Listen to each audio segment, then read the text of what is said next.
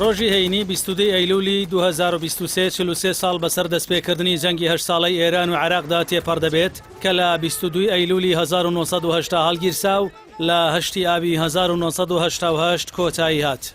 جەنگەکە بە جەنگێکی خوێناوی و دوور و درێژ ناو دەبرێ. 8 ساڵ بەردەوام بوو.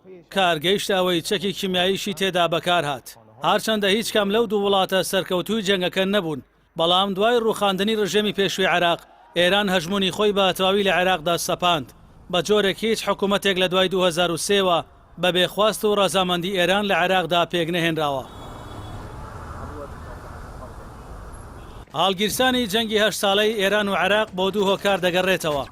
یەکەمیان هەڵوەشانەوەی ڕێکەوتنامەی جەزایر کە لە ساڵی 1975 لە نێوان تاران و بەغدا واژۆکرا بوو. دووەمیان هۆکاری ئەوە بوو عێراق ترسی هەبوو شۆڕشی ئیسلامی ئێران بەهێز بێت و تەشەنە بکاتە وڵاتەکەی. جەنگەکە سەرەتا بە پێکدادانی پچڕپچڕی سەر سنوور دەستی پێکرد. کاتێک عێراق ئێرانی بە بۆردومانکردنی ناوچە سنووریەکانی وڵاتەکەی و هاوڵدان بۆ کوشتنی تارق عەزیز وەزیری دەرەوەی ئەو کات تۆمەتبار کرد، لە 7 ئەیلولی 1980دا سەدام حوسێن ڕێکەوتنامەی جەزایری هەڵوەشاندەوە و ڕایگەیاند شەط العەرەب بە تەواوی بەشێکە لە ئاوە هەرێمیەکانی عێراق. جەنگی یەکەمی کەنداو یان جەنگی عێراق ئێران لەلایەن ڕژێمی پێشووی عێراق ناوی لێنرابوو قادسیەی سەدام و لەلایەن ئێران بە بەرگری پیرۆس ناو دەبرا. لە سەراستی نێودەوڵەتیش بە جەنگی کەنداو ناسراو بوو. لە 22 ئەیلولی ساڵی 1970 دەستی پێکرد و لە 8 ئابی ساڵی 1988 کۆتایی هات.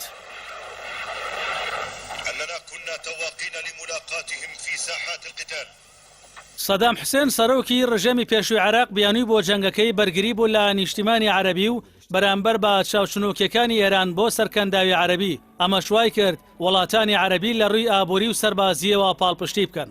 جەنگی 8 ساڵی نێوان عێراق و ئێران بەسەر 4 قۆناغدا دابەش بوو. لە قۆناغی یەکەمدا سوپای عێراق لە 22 ئەیلولی 1970 هێرشی بۆ سەر ئێران دەست پێ کرد و لە قۆناغی دووەمدا سوپای عێراق لە ساڵی 1982 بۆ سنووری نێودەوڵەتی نێوانیان کشایەوە.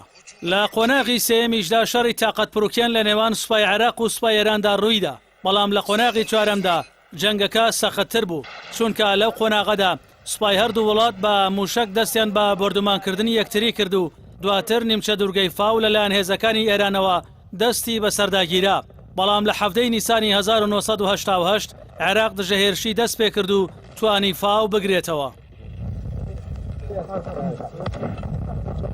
بەپێی ئامارە نافەرمیەکان لە جەنگەکەدا 730,000 سەربازی ئێرانی کوژراون و 1 ملیۆنی دیکەش بریندار بوون و 45,000 سەربازیش بەدیلگیران.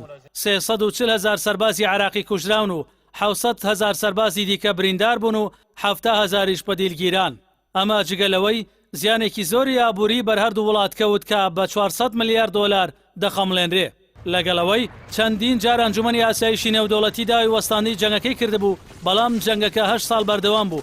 لە 8 ئابی 1988 دا و با بڕیاری 598 ئەنجومەنی ئاسایش کۆتایی بەو جەنگە هات.